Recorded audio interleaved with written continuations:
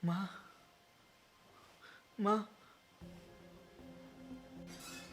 Ma? Ma? Chris? Chris! Chris, gising! Ma! George, wala na si Mama. Hindi ko talaga matanggap.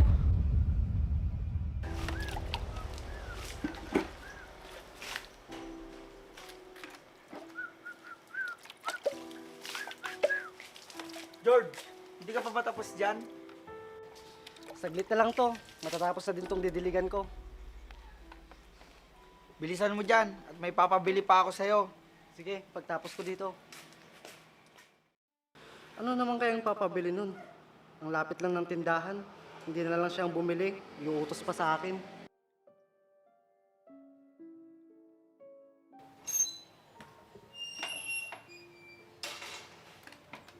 Ano bang iuutos mo, Chris? Bilan mo nga ako ng kape sa tindahan. Naubos na kasi yung kape natin dito. Sige, nasaan ang pambili? Nandun kay Mama. Puntahan mo na lang sa kusina. Sige.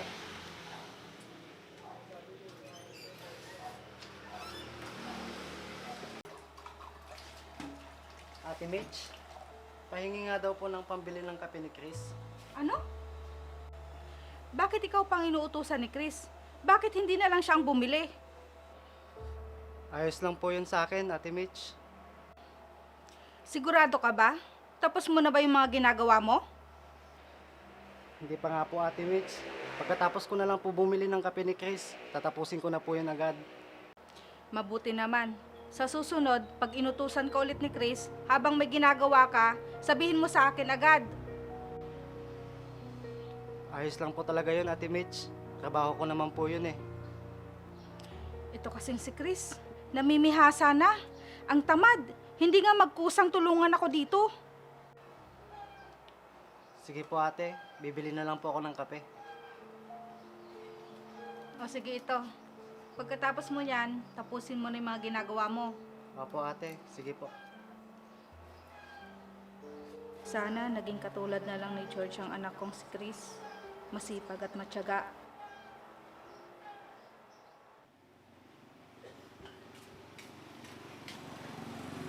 Pabili po. Ano yan? Pabili nga po ng kape. Kape?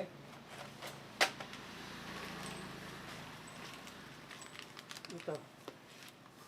Ito pang bayad.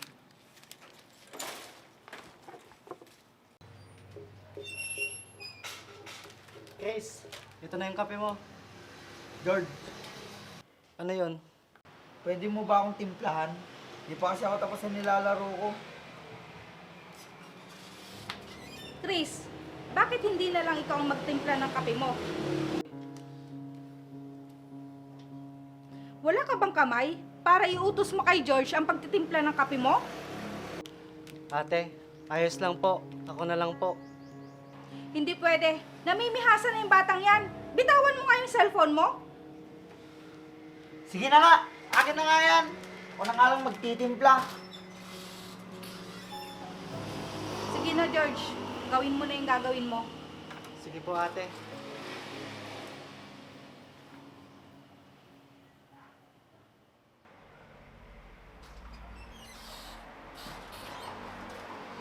Oh, Chris, saan ka na naman pupunta? Ma, nalakad kami ng mga barkada ko. Wala kang pasok ngayon. Dapat, tulungan mo naman ako dito sa bahay. Ma, andyan naman si George. Sa kanya ka na lang magpatulong. Ano? Iaasa na lang ba natin lahat kay George? Paano na lang? Pag umalis si George dito, di wala akong katulong at hindi ka naman marunong sa gawaing bahay. Ma, aalis na ako. Hinihintay na ako ng mga barkada ko. Chris! Chris! Wala talagang pagbabago yung batang yun.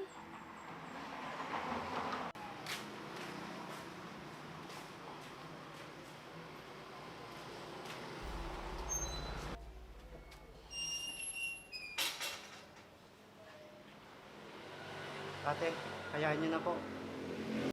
May isip din ni Chris, bandang huli, ang mga ginagawa niya sa buhay niya. Puro barkada na lang inaatupag niya. Pag nandito sa bahay, hawak lagi ang cellphone. Ganyan talaga ang mga kabataan ngayon, ate. Maswerte nga si Chris. Andyan kayo na umaalalay sa kanya. Samantalang ako, huli lang lubos na at nag-iisa na lang sa buhay. Alam mo, hindi pa kasi nararanasan ni Chris ang hirap ng buhay. Palibhasa kasi, bata pa lang siya, sinusunod na namin ang lahat ng mga gusto niya. Kaya ayan, hindi na natuto hanggang siya ay lumaki at nagkaisip. Paano po kaya ang buhay ni Chris sa hinaharap, ate?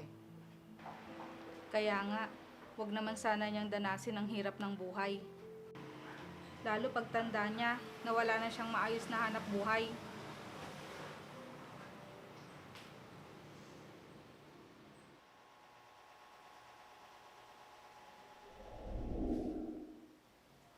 Ma! Ma! Ma! Ma! Ma! Ma!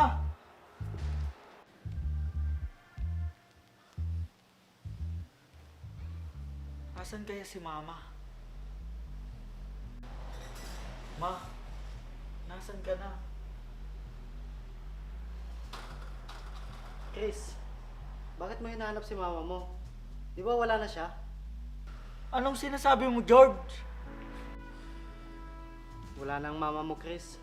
1 taon nang nakalipas. Hindi totoo yung sinasabi mo, George.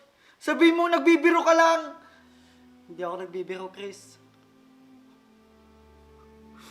Ma, hindi ko kayang mag-isa, Ma. Bakit mo ako iniiwan?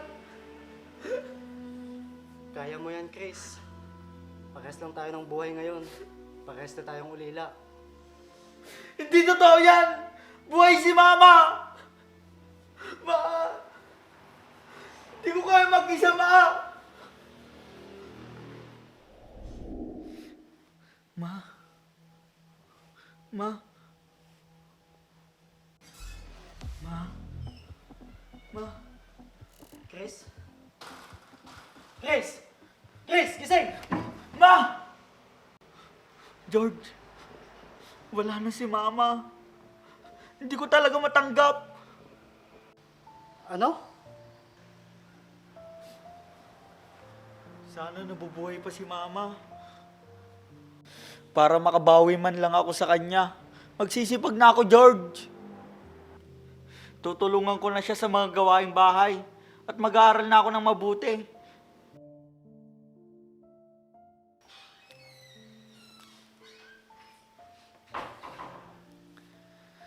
Magtatrabaho ako ng maayos para masuportahan ko siya. Tama yan, Chris. Tama ba yung narinig ko, anak? Ma? Buhay po kayo? Oo naman. Buhay na buhay. Nananaginip ka lang, Chris. Kaya nga, akala ko totoo na yun. Ma, sana hindi magkatotoo na iwan mo ako. Hindi pa siguro ito ang tamang panahon, anak. Magkakasama pa tayo ng matagal. Opo, Ma. Alam niyo po, may natutunan po ako sa panaginip kong yun. Mabuti naman kung ganun, anak. At sana, magbago na talaga ang ugali mo. Ma, may ulam na po ba tayo? Wala pa naman. Bakit? Kasi gusto ko na pong magluto. Sige, tulungan na kita, Chris. Wag na, George. Ako na lang. Para naman matikman ni Mama yung luto ko. Sige nga, kung marunong ka. Oo naman. Simula ngayon, Ma, hindi ka na po kikilos dun sa kusina. Bakit naman? Dahil simula po ngayon, ako na po ang tagahugas at tagapagluto po ninyo. Aba, mukhang nagbago na ang ihip ng hangin ngayon, ah. At ako na din ang taga-timpla ng kape ko, George.